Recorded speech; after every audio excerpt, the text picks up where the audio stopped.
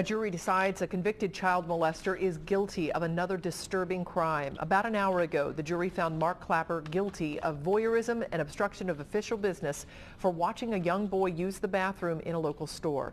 Only Local 12 News reporter Rich Jaffe was in the courtroom, and he's live now with more on the trial and also the prison time Klapper faces. Hi, Rich.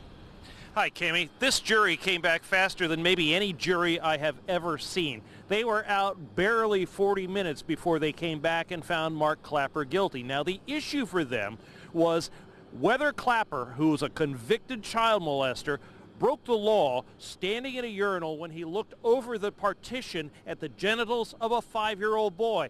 And then Klapper ran from a police officer. If you listened to Klapper's attorney, he said his client was being persecuted because of his past. Mark Klapper's got 4 prior convictions for molesting little boys. At the time of this event, he was even on parole from prison. In September, Klapper was in the bathroom of the Target store on Glenway, standing at a urinal when a 5-year-old boy took the lower urinal next to him. The boy's dad, who we're not identifying, was forced to use the fully enclosed stall. When he came out, he says his son was white as a ghost. He was standing against the wall with his hands down by his side, and he looked at me, and his eyes were this big around, and he just said, "Dad, Dad." According to police, a nervous Klapper virtually ran out of the store, pursued by the boy, his dad, and police officer Don Meese. I spoke to the child who said that while he was at the urinal, that Mr. Klapper was looking down at his genitals. Klapper's attorney argued his client did nothing wrong. The only reason we are here is to continue to punish somebody for their past record. Otherwise, we would not be here. Mark Klapper has paid for those offenses. And he will continue to pay for all of those offenses. Judge Fanon Rucker was wasting no time here and actually sentenced Mark Klapper right after the jury came back. But here's the thing about the sentence. Klapper has been in jail for 88 days since his arrest.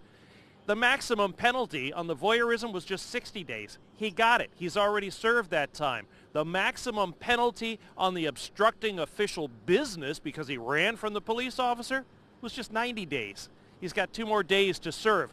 The important part of all of this is that Klapper was out on parole when this hit, and the parole authority certainly could violate his parole and send him back to prison for close to 2 years now. We'll wait and see if that happens. At the Hamilton County Courthouse, Rich Jaffe, Local 12 News. Cami? Such a creepy story, Rich. And, you know, the testimony in the trial lasted only a day. How is it that this trial moved along so quickly? Well, in reality, Klapper's defense attorney really didn't have much of a defense. They put on 2 prosecution witnesses, the dad and Don Meese, the police officer, and then the only possible witness for Klapper was going to be Klapper himself, and they decided not to put him on the stand. So that was it. Either you believe those the prosecution witnesses on the stand, or you didn't believe them and you let Klapper go. Clearly, they bought the story coming from the police officer and that dad. And you know, one of the other really good things here, it is reinforcement that we should believe our children when they tell us things. Very good point. Rich Jaffe, thank you.